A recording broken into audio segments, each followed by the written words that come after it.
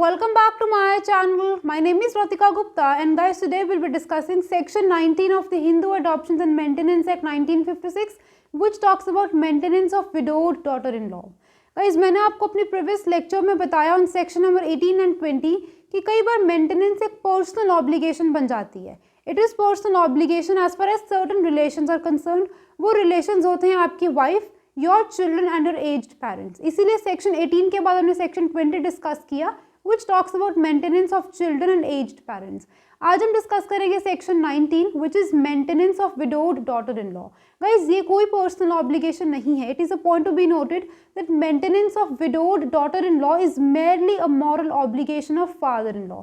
क्योंकि widowed daughter in law कौन हुई? एक ऐसी widow whose husband had died. क्योंकि वो आपकी डॉटर इन लॉ है तो उसको मेंटेन करने की एक मॉरल ऑब्लिगेशन उसके फादर इन लॉ पे रहती है. क्योंकि फादर इन लॉ का सन है डाइड, उसकी जो वाइफ है वो विडो हो चुकी है, तो it is merely a moral obligation of father in law to maintain his widowed daughter-in-law. So guys, section 19 does not make it a personal obligation of father-in-law to maintain his widowed daughter-in-law. It is a point to be noted. All right. इसीलिए इसको हम section 18 and 20 को अलग से पढ़ते हैं, section 19 को एक अलग से पढ़ते हैं, which is a moral obligation.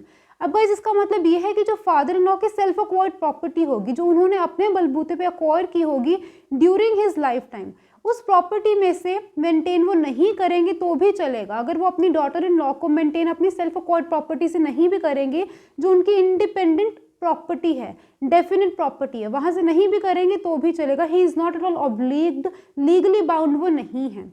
It is only confined to his ancestral property, to his interest in ancestral property. जो प्रॉपर्टी फादर इन लॉ को इनहेरिट हुई थी, एंसेस्ट्रल प्रॉपर्टी जिसकी पार्टीशन के बाद उनको हिस्सा मिला, उस कोपार्सनरी इंटरेस्ट जो है उनका एंसेस्ट्रल प्रॉपर्टी में, उसमें से ही is oblige to maintain his daughter in law.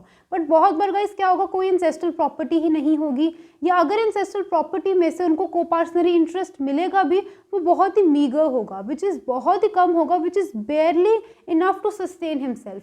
Father in law के पास सिर्फ एंसेस्ट्रल प्रॉपर्टी का उतना ही हिस्सा है जिससे वो खुद को और अपनी वाइफ को मेंटेन कर सकते हैं. वो अगर अपनी डॉटर इन लॉ को मेंटेन करेंगे तो वो एट हिज ओन कॉस्ट करेंगे. तो ऐसी सिचुएशंस में गाइज हम ये मान के चलते हैं कि फादर इन लॉ को आप फोर्स नहीं करोगे कि वो अपनी डॉटर इन लॉ को मेंटेन करें. तो अगर वो कर पाएंगे तो वो करेंगे, क्योंकि उनकी पर्सनल ऑब्लिगेशन तो नहीं है.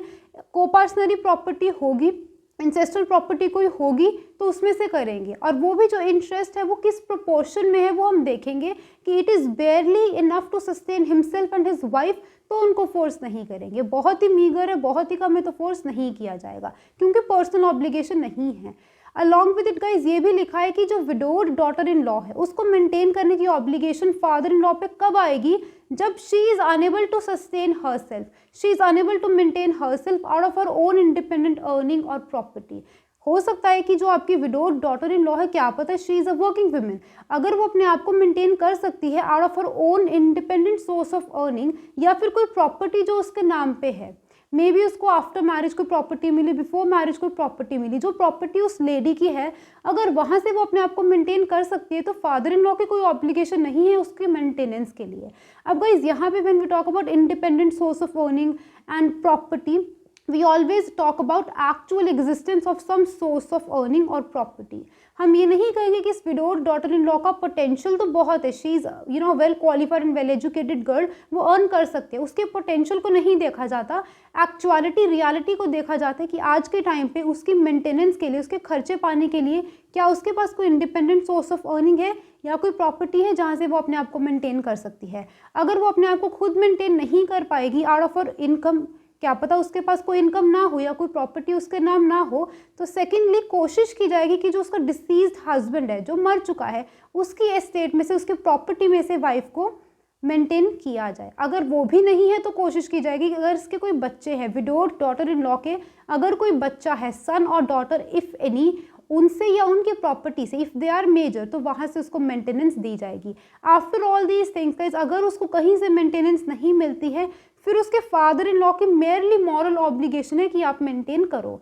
नहीं भी करेंगे तो भी चलेगा. फिर अल्टीमेटली इसको कौन मेंटेन करेगा वो हम लोग देखेंगे सेक्शन 21 एंड 22 में, कि इसको फिर अल्टीमेटली इसका जो डिसीज्ड हिंदू होगा यानी कि जिसकी ये डिपेंडेंट है वो उसको मेंटेन करेंगे। सेक्शन 21 एंड 22 में हम डिपेंडेंस के कॉन्सेप्ट को स्टडी करेंगे, मेंटेनेंस ऑफ डिपेंडेंस। वहाँ पे फिर हम देखते हैं कि अगर इसको कहीं से भी प्रॉपर्टी नहीं मिलती, मेंटेनेंस नहीं मिलती है, फादर इन लॉ से भी नहीं मिलती है, जिसकी कोई पर्सनल ऑब्लिगेशन नहीं है, तो अल्टीमेटली ये किसी की डिपेंडेंट होगी।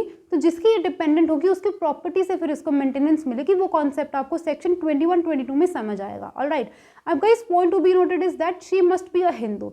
I've told you right from section number 18 कि हर एक section is subject to the provisions of section 24। 24 section इस एक्ट का सिर्फ यही कहते हैं कि जो इंसान हिंदू होगा उसी इंसान को मेंटेनेंस मिलेगी। अगर कोई इंसान हिंदू नहीं है, दैट पर्सन इज फोरफिटेड और वेव्ड ऑफ हिज और हर राइट टू क्लेम मेंटेनेंस, क्योंकि वो हिंदू नहीं है। मोरोवर गाइज, ये जो ऑब्लिगेशन है ये तब तक रहेगी फादर इन लॉ पे जब तक उसकी डॉटर इन लॉ जो है वो अनमैरिड है। वंस शी गेट मैरी, तो जिस फैमिली में वो शादी करके जाएगी उस फैमिली में उसके हस्बैंड, उसके चिल्ड्रन इफ एनी और उसके फादर इन लॉ उसको मेंटेन करेंगे। फिर इस फादर इन लॉ पे ऑब्लिगेशन नहीं रहेगी। आई होप गाइज आपको ये पॉइंट्स क्लियर हो चुके हैं। So this was all about section 19। Very soon I will be coming up with section 21 and 22। Section 20 has already been discussed. All right. So I request you to watch my lectures in section 18 and 20 also. So till then guys, keep learning, keep shining, stay safe and bye-bye.